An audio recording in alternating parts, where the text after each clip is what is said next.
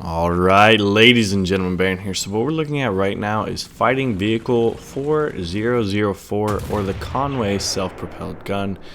Now, the story on the Devblog is that when the Allies saw the big Soviet IS-3 tanks in the victory parade in Germany, they were like, oh tits, we've got to do something about that. Now, this apparently is one of the responses. Now, what we're looking at is basically a Centurion tank chassis with a 120mm L1 gun Mark III and put on top of it, so it's 120mm, being able to fire Hesh in Sabo rounds. But if you look at it, it's got a big high profile in that giant turret, which apparently only has 130mm of armor. So this is going to be an interesting SPG in that it may be able to contend with its cannon, which is going to be a very good cannon. But I don't think this thing, especially in the turret, will be able to deal with much return fire.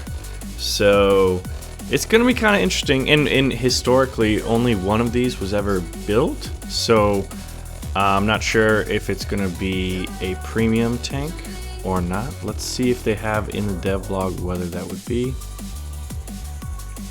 Yeah. Documents found provide evidence of very reliable protection of the habitable compartment of the Conway's turret. The front of the turret is over 130mm of thickness. Now this thing's going to be tier 5. So it does... We'll find out how the Conway fares against the IS range and other heavy tanks at ranks 4 and 5 as soon as patch 1.5 is released. So you're going to have Hesh and Sabo rounds. I don't know about, and so it's not saying anything about the fin stabilized heat rounds. 4-member crew, just 2 types of ammunition. Let's see. So from what I've seen, there's nothing in there whether or not it would be a premium or not. I don't think it will be, because I like when it says tier 5, tier 5 British SPG branch. Yeah, that's going to be a main tree vehicle, even though only one was produced. This is kind of one of those things where they added in kind of as a balancer and a gap filler in the tree. So it'll be interesting. I'm not like overwhelmed with excitement for it, but it does look cool and it is a very good gun. Although it would be even better if it had something other than the squash heads and the Sabo rounds, I think. But what's interesting about this is now that they've changed up the Conqueror's armor. Historically the Conway Fighting Vehicle 4004 Conway was kind of originally designed to be a stopgap filler until the Conqueror tank entered service, where it was designed to deal with IS tanks and T-54s and all of that goodness. So now what we're looking at, alright, so we've got 3 new additions, right? We just went over Fighting Vehicle 4004 Conway. Now we're looking at the Ki-83 fighter. And then we'll be looking at one of the new maps a little bit later, which I'm very excited for. So basically this was another prototype Japanese aircraft, but apparently it was incredibly high speed. An incredible 762 kilometers per hour in horizontal flight, and it could complete a loop within the diameter of just 670 meters in 31 seconds. So unlike the Ki-45 and Ki-102, which are very well armed, they weren't very maneuverable, and once they started turning, you know, you lose a lot of your energy, lose a lot of your speed, and gonna get gunned down by other capable fighters. This thing is apparently both fast and agile.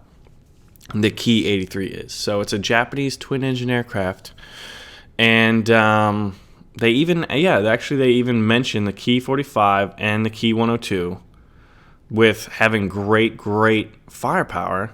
Even the ones including the Schrage music system. But all the models' speed and maneuverability leaves something to be desired. Yeah, that's funny that we just said that. Any skirmish with a more or less experienced enemy fighter will inevitably lead to the Japanese fighter having to immediately disengage whilst throwing requests for assistance to its teammates in chat. Now, it's a very beautiful beautiful looking aircraft here. And it's well armed. It's got two 30mm and two 20mm cannons. So it should be able to shred most things. And, well, isn't that nice? It even has the option to carry two small 50-kilogram bombs. I'm assuming in external hard points. Yep, right on the outside of the wings, on the outside of the engines. So it is also capable of fighting against other twin-engine aircraft, including the F-7F Tigercat and even single-engine fighters. So this could be a very, very interesting aircraft. It's kind of like the Do 335 in that it'll be an incredibly fast aircraft for the Japanese. So the Ki-83's potential for speed is immediately apparent in its in-game model. Flowing lines, no projections, even the cannons are recessed as deeply as possible into the front of the fuselage to create the minimum amount of drag. Moreover, the exhaust housing doesn't extend above the aircraft's surface angle. Thanks to the inventiveness of the designers, they go through the turbocharger behind the engine nacelle. So, very high speed, very good maneuverability, and great firepower. It's pretty much the banner Japanese aircraft, and it's the only Japanese thing that we have so far. No news on Japanese tanks. Look for the Ki-83 at the top of Japan's twin-engine fighter line at rank 4. So it'll be a rank 4 aircraft, and it will be in the main tech tree. There's nothing on it about it being premium. This, once again, is when Gaijin chooses to basically put something that wasn't made in abundance, or very many at all, but put it in the tree because for balance purposes. And in those cases, I am supportive of it. I think that's a good idea. So let's see, just a little preview on that. And now we're going to Snowy Valley. Let's just take a moment, look at this map. Featuring mountain passes, snow-covered foliage, a quiet town and a railway station. This peaceful serenity has been disturbed. It has not been distributed. This peaceful serenity has been disturbed by the destructive nature of war, and the town is now deserted. The trains have been derailed from the railway tracks. Bombs have destroyed the stone bridge across the gorge, and traces of tank tracks now run atop the snow-covered hills. Engines can be heard roaring from within the valley, cannon shots echoing throughout the ancient mountains, and the chairlift swing, the air disturbed due to low-flying aircraft. The battle for a critical foothold in the Alps has begun. So this is in the Alps region, whether it be Switzerland, Italy, Germany. We don't really know, but it is a beautiful area. This is an area that, to my knowledge, wasn't an actual area of combat, but having something themed about it looks pretty cool. You can definitely see, like, this is a very, in my opinion, the maps we have in the game right now, my favorite are the two newest desert ones. Then I like the urban maps, and then I like Finland, the snow map. So this would add to having another really, really good snowy map. Well, I also like Stalingrad too. I thought those are good. There's some of the other ones I openly dislike Mozdok. I don't really enjoy it too much. I've had some good battles on the map though. So the game location has been inspired by the alpine landscape and is suitable for both aircraft and ground forces battles. The location will have several available mission variants: domination, battle, and 3 variants of conquest. One of the main features of this location is a short tunnel with damaged wagons turned upside down, which also feature a capture point in several mission variants.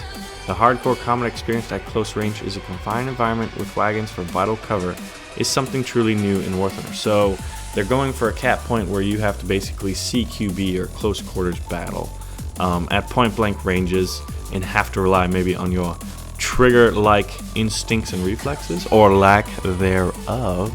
So ladies and gentlemen, 3 new additions. We've got the FE4004 Conway with its 120mm main gun. We've got the Ki-83 with its 762 kilometers of horizontal flight and twin 20s and twin 30mm cannons. and pretty fast and nimble there. And then finally the Snowy Valley map, which features probably a wide variety of combat situations, but one thing that they're working at is close quarters experiences, which should be interesting, especially for tanks. So that you really got to get a tank with good turret rotation, right? Anyway, ladies and gentlemen, my name is Baron. So out of those three things, which one are you most excited for? Honestly, I'm more excited for the map, and then the Ki-83, and then FV4004. I'm not really sure how FV4004 is gonna do. To me it seems like a glass cannon, and now that they've fixed the Conqueror, I'm pretty excited for that, with the armor changes on the Conqueror, finally giving it a turret that it historically had. But, ladies and gentlemen, little more preview on patch 1.57. Now I'm going to have Men of War Mondays either out later today or maybe as early as possible on Tuesday. So stay posted for that, and I'll see you soon.